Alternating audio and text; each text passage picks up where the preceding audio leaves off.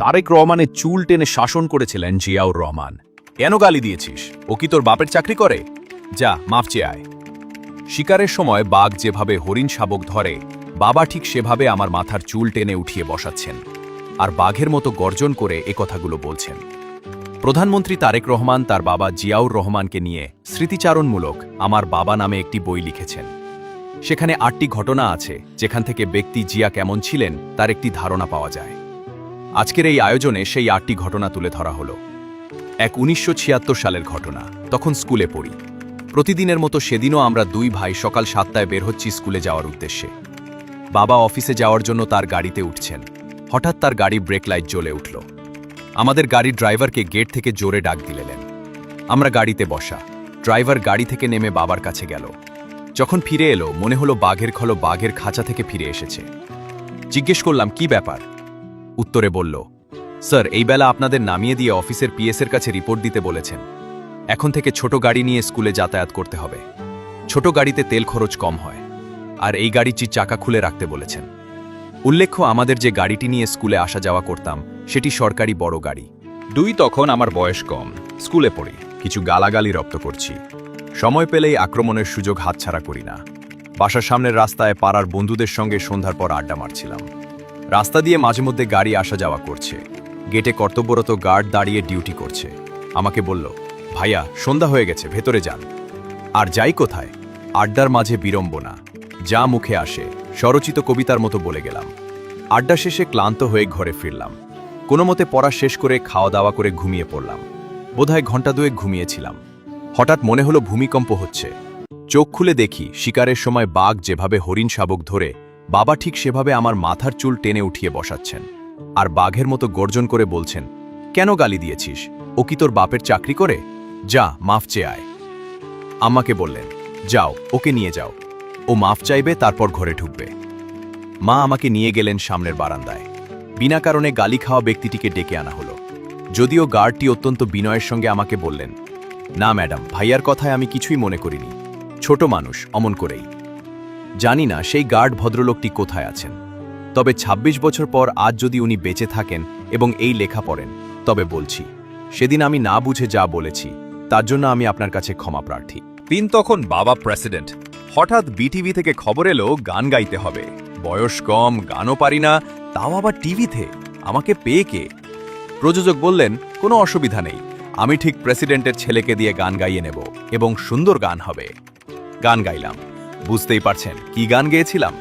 পরে যখন নিজে সে গান শুনলাম মনে হলো রেকর্ডিংয়ের সময় কেন কারেন্ট চলে গেল না। অবশ্য রাতে স্বপ্ন দেখলাম আমি বিরাট গায়ক হয়ে গেছি। হাজার শ্রোতা আমার গান মুগ্ধ হয়ে শুনছে। কয়েকদিন পর প্রযোজককে আবার ফোন দিলাম, চাচা, আবার কবে গান গাইব? প্রযোজক সাহেব বললেন, বাবা, প্রেসিডেন্টের পিএস সাহেব ফোন করে তোমাকে টিভির অনুষ্ঠানে দিতে বারণ করেছেন। ব্যাস, সেই মুহূর্ত থেকে আমার গায়ক হওয়ার খায়েশ মিটে গেছে। চার বাবার প্যান্ট শার্ট ছোট হয়ে গেলে বা পুরনো হয়ে গেলে বঙ্গভবনের দর্জিকে দিয়ে ওগুলো ছোট করে আমাদের দুই ভাইয়ের জন্য নতুন জামা প্যান্ট তৈরি হতো। আমরা বাসায় সচরাচর ওগুলোই পরতাম। বাইরে যাওয়ার জন্য দুই ভাইয়ের এক জোড়া ভালো জামা প্যান্ট ছিল। বন্ধুদের দেখতাম কত ভালো ভালো জামা কাপড় পরে। এগুলো নিয়ে অনুযোগ করলে বাবা বলতেন, তোমাদের বাবা বড়লোক নয়, সামান্য কয়টা টাকা বেতনের চাকরি করে, তার সামর্থ্যে যা আছে তোমাদের তাই পরতে হবে। পরে অবশ্য বাবার পুরনো জামা প্যান্ট পরা আমাদের অভ্যাসেই পরিণত হয়ে যায়, তাই এ নিয়ে আর অনুযোগ করিনি। ৫।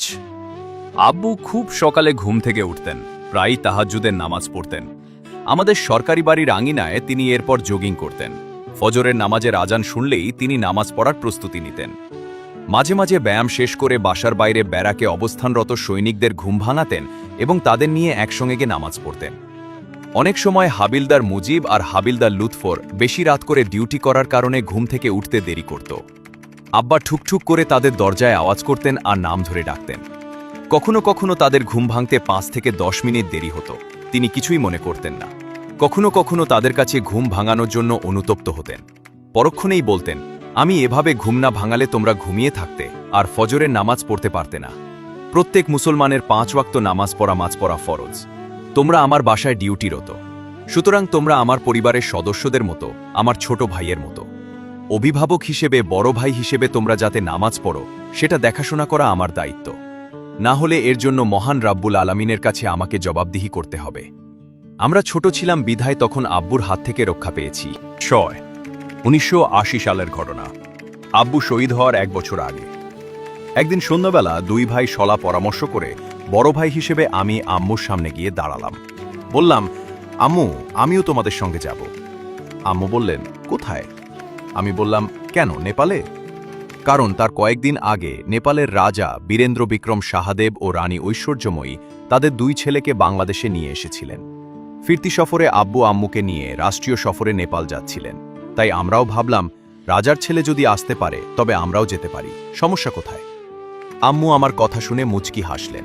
এদিকে কখন যে আব্বু পেছনে এসে দাঁড়িয়েছেন খেয়াল করিনি। হঠাৎ পেছন থেকে ভারী গলার আওয়াজ এলো, কিন্তু তাতে ছিল স্নেহের পরশ।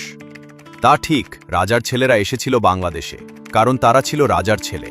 কিন্তু বাবারা, তোমরা তো রাজার ছেলে নও, তোমরা যেতে পারবে না। আমি যাচ্ছি রাষ্ট্রীয় সফরে। তোমরা যদি যাও তবে রাষ্ট্রীয় টাকা অপচয় হবে, মানুষ মন্দ বলবে। তুমি কি তাই চাও? 7 তখন সম্ভবত 1979 সালের নভেম্বর মাস। উত্তর কোরিয়ার শিশুশিল্পীরা শিল্পকলা একাডেমিতে 3 দিনব্যাপী নৃত্য, সঙ্গীত ও সার্কাস প্রদর্শন করছিল। আমাদের অনেক বন্ধুই সে অনুষ্ঠানে যাবে বলে ঠিক করেছে। আমরা 2 ভাইও অনুষ্ঠানে যাব বলে আম্মুকে বলি। আম্মা বঙ্গভবনে ফোন করে বললেন, সেখান থেকে শিল্পকলা একাডেমিতে বলে দেওয়া হয় আমাদের জন্য বিশেষ ব্যবস্থা করতে। এরই মাঝে বাবার কানে কথাটা গেল। তিনি বললেন, ওদের যদি অনুষ্ঠান দেখতেই হয় তবে যেন প্রেসিডেন্টের পরিচয় না দিয়ে সাধারণ মানুষ যেভাবে অনুষ্ঠান দেখে সেভাবে দেখতে হবে। যথা আদেশ তথা কাজ। একটি সাধারণ গাড়ি করে বঙ্গভবনের একজন স্টাফ আমাদের শিল্পকলা একাডেমিতে নিয়ে গেল। যেহেতু আগে সব সিট বুক হয়ে গিয়েছিল, তাই উনি আমাদের শেষের দিকের সিটে বসিয়ে দিলেন। গরমে সেদ্ধ হলেও আমরা অনুষ্ঠান উপভোগ করলাম। 8 বাবা তখন প্রেসিডেন্ট হয়েছেন। তারপর আমরা আত্মীয় স্বজনের কাছ থেকে অনেকটা দূরে সরে গিয়েছিলাম, তারাও খুব একটা আসতো না।